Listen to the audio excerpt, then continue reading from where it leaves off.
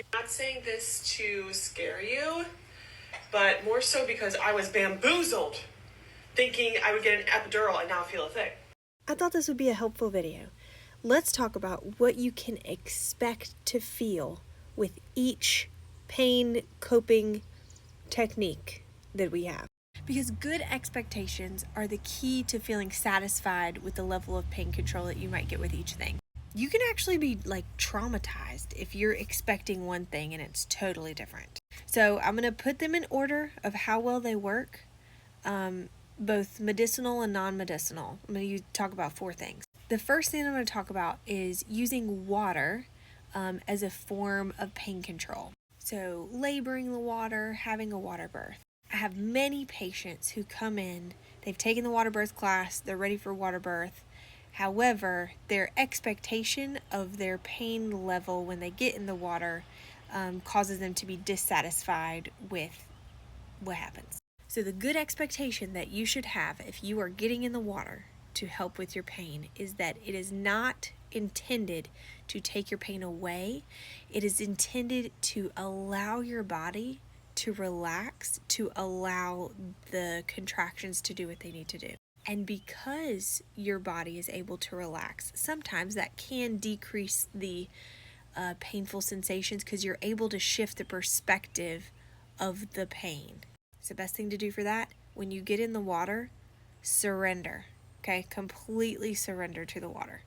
I have some patients that get in the water and they have 2 contractions in there and they're like, nope. Because their expectation was for the water to help take that pain away when it's not really the point of the water. So sometimes getting in the water is all someone needs to be able to cope. But then other times, I had a patient one time say, well, now I'm hurting and wet. And you won't know who of those 2 people you are until you meet yourself in labor. So give yourself grace. Okay, next, nitrous oxide or laughing gas.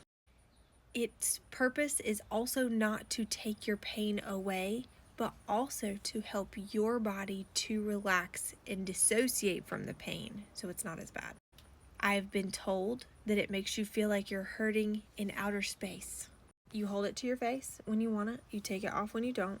It works very quickly and gets out of your system very quickly. People who go into that with large expectations that it's just going to make them laugh and feel great are the ones who are very disappointed. I had someone throw it at me and say that's some bullshit. You can use nitrous for your whole labor and even after, if you need to get stitched up or something. If you're not sure if you're going to like it or not, it's good to try in early to medium-ish labor where you're kind of getting to the point where I need just something to help me. It's good to try. People who are really set on not having an epidural, it works pretty well for them because it's something they can use in order to cope with their labor. Some people don't like the way it makes them feel. They don't like the hurting in outer space thing. You won't know who you're going to be, whether you're going to be the person that copes really well with it or the person who doesn't like the way that it makes them feel until you meet yourself in labor. So give yourself grace. Next option is IV pain medicine. It's a narcotic that goes through your IV. Usually lasts for about an hour or 2 depending on what we're giving, and it's usually fentanyl. And I know that sounds scary, but we don't get it from Larry down the street. And if we're giving a narcotic via IV, it's one of the safest that we can use. Some of it does go to your baby and can make your baby sleepy, which is why we would not give it to you if your baby was in distress or if you were right before having a baby, because we want your baby to reciprocate our love on the outside and not be so sleepy.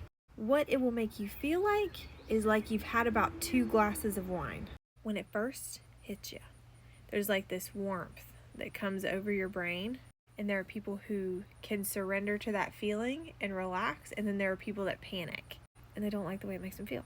Sometimes it can make you feel nauseated, but so can labor too. So we can give you some nausea medicine with it if you would like. It's good for people that just need a break. You're I can't keep doing this for much longer. Some people can take a little nap on it. Some people don't feel like it does much because they're in that part of labor where not much is going to help. But it feels like a brain buzz, like a warm brain feeling, and it dulls the sensation of the contraction. I like to say that that top part of the contraction where you feel like you're going to lose your ever-loving mind, that part is not as bad. finally, let's talk about the epidural. Now, this sweet girl was hoping that she would have some experiences that a lot of people have where they get an epidural and they're just cool, that they don't feel anything. I would say that that's not the experience of most people, is to not feel anything, but a good working epidural should get rid of all of your belly contraction pain, but still leave you some pretty intense pressure in your booty hole so that you can feel where to push. I had a patient one time who came in, she said, I want an unmedicated birth this time because last time I got an epidural and it was working really well, but it stopped working when my baby came out. Now, I know what that means because very, very, very, very, very rare that an epidural actually stops working. And that's usually if it's been dislodged or something. And it usually takes about 20-30 minutes after it's been dislodged for you to really have all that sensation again. So I knew that what probably happened was that she felt a lot during the pushing stage and took that as, man, that epidural must have stopped working. Now, the time to talk about semantics when it comes to that is not when you are wanting to support somebody whose goal is to go through an unmedicated labor. So I said, girl, I will be your cheerleader. I will help you through. We're going to do this together. But as her baby was emerging from her loins, she was not screaming just regular screams. She was screaming, my epidural did work last time. And that is because you may have intense sensations down in your nethers, but they're still not as bad as they would have been sans epidural. That is because the sacral nerves, the nerves down in your netherlands, are thicker than the nerves associated with your belly and with your contraction pain. So your epidural can coat those nerves, but it's not going to give you as much numbness there as it does for the belly stuff. So what does it feel like to have an epidural? Having had two, I had one where I could not move my legs at all. That's what I call a Lieutenant Dan epidural. And then my other one, I still could kind of move a little bit. That's my favorite kind of epidural, where you got rid of that contraction pain, but your legs are still a little bit with us. Your legs kind of feel like you've laid on them too long, like they're just a little bit tingly, and they feel heavy. But for me, it felt like there was a 2-liter in my ace hole, okay? And my husband said, how do you know what that feels like? Okay, I'm an empathetic person. I can imagine. But a 2-liter in your ace hole don't feel good, okay? So just know that you can have some very uncomfortable, unpleasant, painful even sensations when your baby gets down low. And you can still feel that ring of fire.